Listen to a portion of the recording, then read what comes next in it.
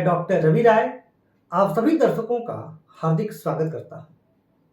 प्रिय दर्शकों, इस कार्यक्रम में बात होगी वृश्चिक राशि के जातकों पर शनि के राशि परिवर्तन का क्या प्रभाव होगा। वृश्चिक राशि के जातकों के लिए शनिदेव अभी कुंभ राशि में संचरण कर रहे हैं और चतुर्थ भाव में है। वहीं 29 मार्च 2025 की रात्रि में शनिदेव मीन राशि में प्रवेश करेंगे, जो कि वृश्चिक राशि के जातकों के लिए पंचम भाव में होगा। यह राशि परिवर्तन निसंदेह वृश्चिक राशि के जातकों के लिए बहुत सारे पॉजिटिव चीजों को लेकर के आ रहा है, जिस पर हम विस्तार से बात करेंगे। उससे पूर्व आप लोगों को बताना चाहता हूं कि आप लोगों में से कुछ दर्शक मुझसे पूछ रहे थे कि गुरुजी अन्य राशियों का भी जो है राशि परिवर्तन के बारे में बताइए। तो देखिए, मैं बता दूं आपको कि मेष राशि से लेकर के तुला राशि तक चर्चा की जा चुकी है और उन सबका जो भी वीडियो है उन सबका लिंक मैं डिस्क्रिप्शन में शेयर कर दूंगा, ताकि आप लोग को सुविधा होगी।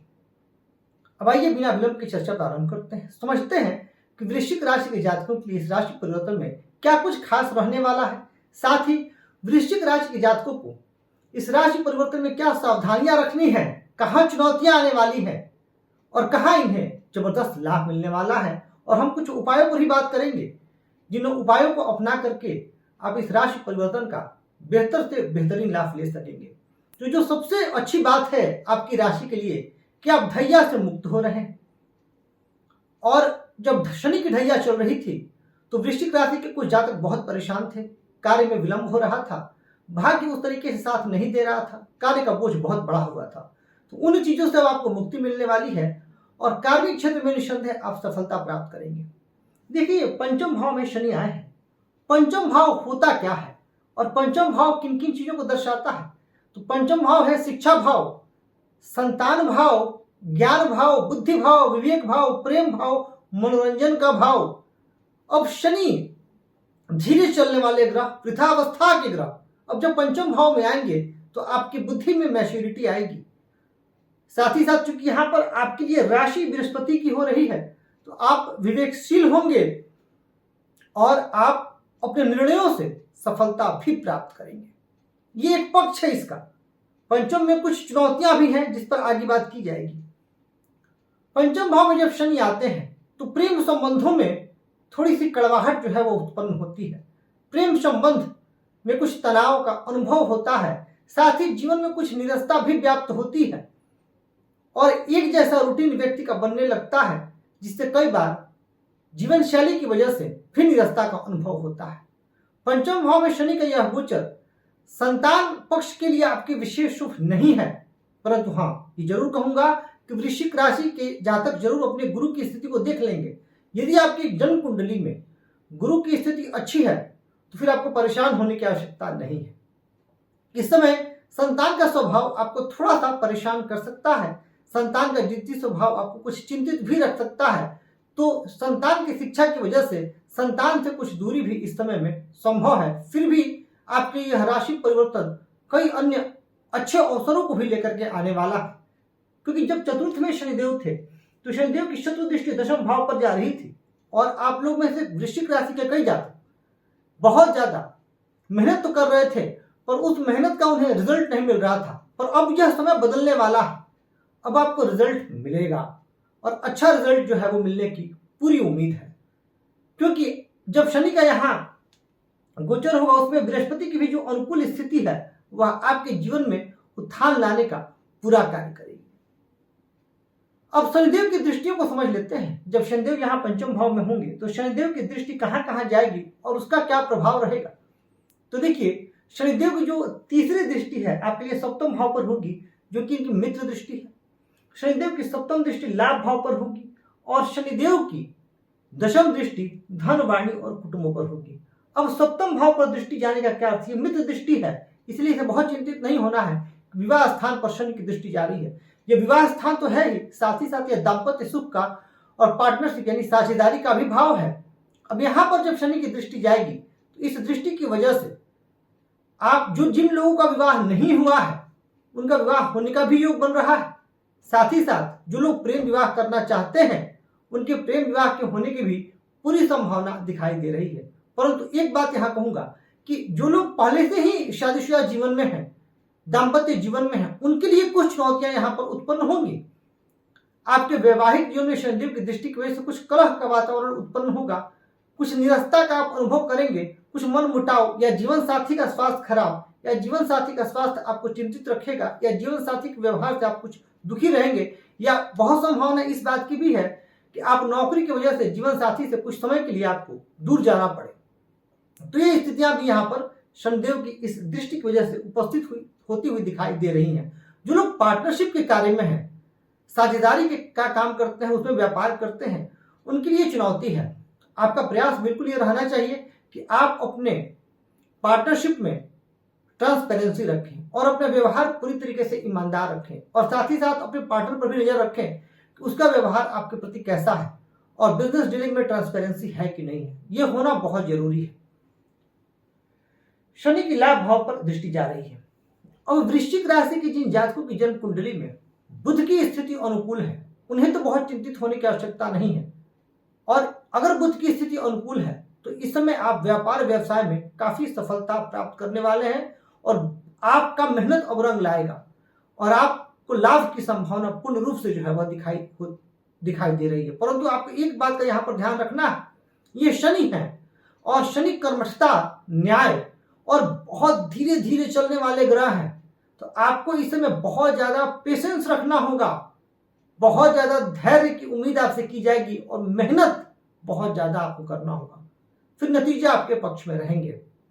शनि की दृष्टि कहां जा रही है? शनि की दृष्टि दशम दृष्टि जा रही है धन, वाणी और कुटुंब के भाव पर, और यह बृहस्पति की राशि है और शनिदेव बृहस्पति की राशि में ही बैठे हैं। तभी मैं बार बार कह रहा हूं कि अगर आपकी जन्म कुंडली में बृहस्पति की स्थिति अनुकूल है तो फिर आपके लिए सफलता जबरदस्त आपको मिलने वाली है, क्योंकि शनिदेव आमतौर पर बृहस्पति की राशि धनु और मीन पर अच्छा परिणाम देते हैं। वैसे तो जो इनका सर्वश्रेष्ठ परिणाम आता है वह तुला पर आता है, क्योंकि उनकी उच्च राशि है, और उसके बाद आता है मकर और कुंभ पर, जो कि स्वराशियां हैं। कुंभ मूल त्रिकोण की राशि है, और फिर आता है वृषभ पे, जो कि इनकी मित्र राशि है।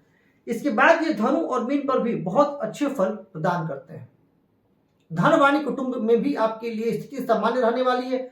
वाणी का ध्यान रखिएगा, कई बार आपकी वजह से घर परिवार में कुछ कलह का वातावरण उत्पन्न हो सकता है, क्योंकि गुरु की राशि पर है। और निसंदेह जो वृश्चिक राशि के जातक होते हैं बड़े ज्ञानवान होते हैं और बहुत अच्छे रिसर्चर होते हैं और बहुत सारी चीजों का नॉलेज रखते हैं। तो नॉलेज पर इनसे बात करके जीतना कई बार मुश्किल हो जाता है, और जब व्यक्ति का जितना नॉलेज है तो वो गाइड करने की कोशिश करते हैं, समझाने की कोशिश करते हैं, और जब घर परिवार में ऐसा होता है तो कई बार स्थितियां प्रतिकूल भी हो जाती हैं। तो थोड़ा सा आपको धैर्य रखना है, जहां बहुत जरूरी है वहीं बोलना है, इन चीजों का आपको ध्यान रखना है। अब मैंने कहा आपको कि जब मैं शुरू में चर्चा कर रहा था तो मैंने कहा कि ये एक पक्ष है पंचम भाव में शनि का। अब एक दूसरा पक्ष जो अनुभवगत है, जो मेरे अनुभव में आया है, और बड़ी ईमानदारी से कह देना चाहता हूं कि ये बात शास्त्रगत नहीं है, ये बात मैंने अपने अनुभव में देखी है, अनुभव में पाया है, जो आपसे साझा करने जा रहा हूं। क्योंकि आप सभी को मैं अपना परिवार समझता हूं, और इस चैनल पर आकर के जो मेरा मुख्य उद्देश्य है वैदिक ज्योतिष की जो शास्त्रगत बातें हैं उनको रखना, पर चूंकि आपको अपना परिवार समझता हूं तो जो मेरे अनुभव में बातें आई हैं वह भी आपसे आपके सम्मुख पूरी ईमानदारी के साथ रखने का प्रयास करता हूं, और कहूंगा आप भी अपनी राय अवश्य इस पर दें। अब जब पंचम में शनि होते हैं तो कई बार मैंने यहां देखा है कि यह समय 7.5 से भी ज्यादा चुनौतीपूर्ण होता है। अब यह बताने का अर्थ आपको डराना बिल्कुल नहीं है, क्योंकि मैं अधिकतर पॉजिटिव बातें ही आपके सम्मुख करता हूं, पर ऐसा क्यों है मैं कारण ही बताऊंगा।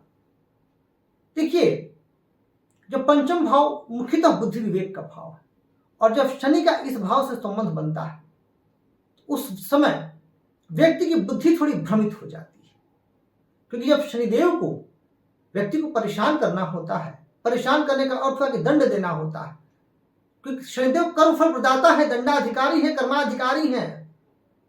अब तब उस समय वह व्यक्ति की बुद्धि को विपरीत कर देते हैं या भ्रमित कर देते हैं या संशय की स्थिति उत्पन्न कर देते हैं। व्यक्ति निर्णय लेने में खुद को असमर्थ महसूस करने लगता है कई बार।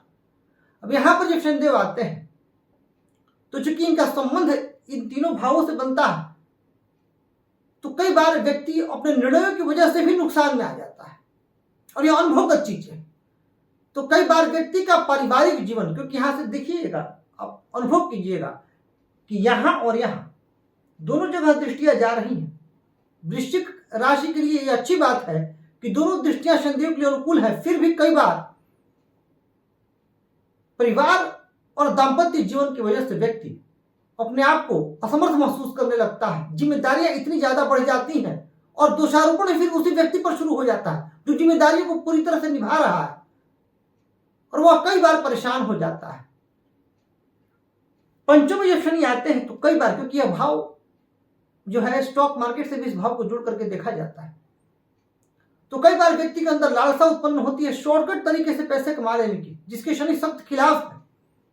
क्योंकि शनि कहते हैं कि आप खूब मेहनत करिए और हम आपको फल देंगे, पर अचानक जो सफलता मिलती है, जैसे हम लोग कई बार देखते हैं कि अचानक किसी व्यक्ति ने स्टॉक मार्केट में पैसा लगाया और वो बहुत अमीर हो गया या बहुत पैसा आ गया उसके पास। अब यहां पर अचानकता के चक्कर में आपको नहीं पड़ना है। स्टॉक मार्केट की अगर आप निवेशक हैं तो भी आपकी जो लॉन्ग टर्म इन्वेस्टमेंट की तरफ आपको जाना चाहिए, मतलब निवेश की तरफ जाना चाहिए। ट्रेडिंग आपको बिल्कुल अवॉइड कर देना चाहिए इस समय में जब शनि का यहां पे गोचर हो, क्योंकि इसी वर्ष आपके लिए राहु का गोचर भी इस भाव में होगा और बृहस्पति का गोचर इस भाव में होगा। तो 2025 जो है आपके लिए उतार चढ़ाव से भरा रहेगा, कुछ चुनौतियां भी रहेंगी। और जब शनि पंचम भाव में आते हैं तो कई बार व्यक्ति के अंदर आलस्य का भी प्रवेश हो जाता है और अपनी संतान से बहुत दुखी रहता है। तो इन चीजों का आपको ध्यान में रखते हुए चलना है। अब यहां पर एक और बात स्पष्ट कर देता हूं कि वृश्चिक राशि के वो जातक जिनकी जन्म कुंडली में महादशा और अंतरदशा अनुकूल ग्रहों की चल रही हो, योग कारक ग्रहों की चल रही हो, उनके लिए बहुत ज्यादा चिंतित होने की कतई आवश्यकता नहीं है।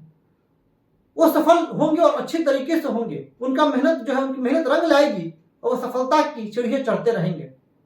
परंतु वृश्चिक राशि के वो जातक जिनकी महादशा अंतरदशा अनुकूल ग्रहों की नहीं चल रही है, उनके लिए थोड़ी सी चुनौती रहेगी। और खासकर आपको जो सावधानी रखनी है, जुलाई माह में आपको विशेष सावधान रहना है। जुलाई, अगस्त, सितंबर माह में, इन 3 माह में आपको विशेष सावधान रहना है। और स्वास्थ्य को लेकर के और संतान पक्ष को लेकर के अप्रैल और मई में आपको विशेष सावधानी रखनी है। ये 2 माह ये जो माह मैंने बताया आपको, इन माह में आपको विशेष सतर्कता और सावधानी की आवश्यकता है। वृश्चिक राशि के जातक शनिवार के दिन काला रंग का कपड़ा पहनने से परहेज करें, यानी शनिवार के दिन आप ब्लैक कलर ना पहने, मंगलवार के दिन भी ना पहने, यह आपके लिए उचित होगा। अब बात आती है कि क्या उपाय करके वृश्चिक राशि के जातक इस राशि परिवर्तन का बेहतर लाभ ले सकते हैं। तो देखिए, आपकी राशि के जो स्वामी हैं वो हनुमान जी हैं, जो मंगल है और स्वामी हनुमान जी हैं। अब मंगल ग्रह होने की वजह से आप भगवान श्री हनुमान की शरण में रहिए, प्रतिदिन हनुमान चालीसा का पाठ करिए, और यदि संभव हो तो मंगलवार और शनिवार को हनुमान चालीसा का 7 बार पाठ करिए। यह आपके लिए परम कल्याणकारी होगा। साथ ही साथ आपको अगर संभव हो तो शनिवार का आप व्रत भी रख सकते हैं, यदि आपका स्वास्थ्य इजाजत देता हो तो।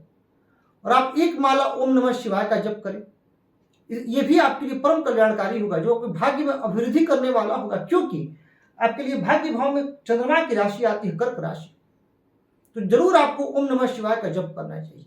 यदि ये आप उपाय करते हैं और जो मैंने परहेज बताया वो करते हैं, तो निसंदेह इस राशि परिवर्तन में आपका बहुत तरक्की करेंगे, आप बहुत उन्नति करेंगे। और जो छोटी मोटी चुनौतियां हैं वो तो जीवन है तो लगा रहेगा, तो उनसे भी आप सतर्कता के साथ निपट पाएंगे।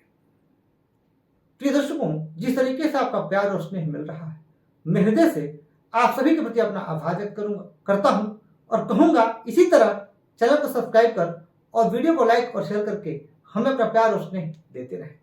मैं आप सभी के स्वस्थ, सुखी, समृद्ध, यशस्वी एवं दीर्घायु जीवन की कामना करता हूं। इस कार्यक्रम में इतना ही। धन्यवाद।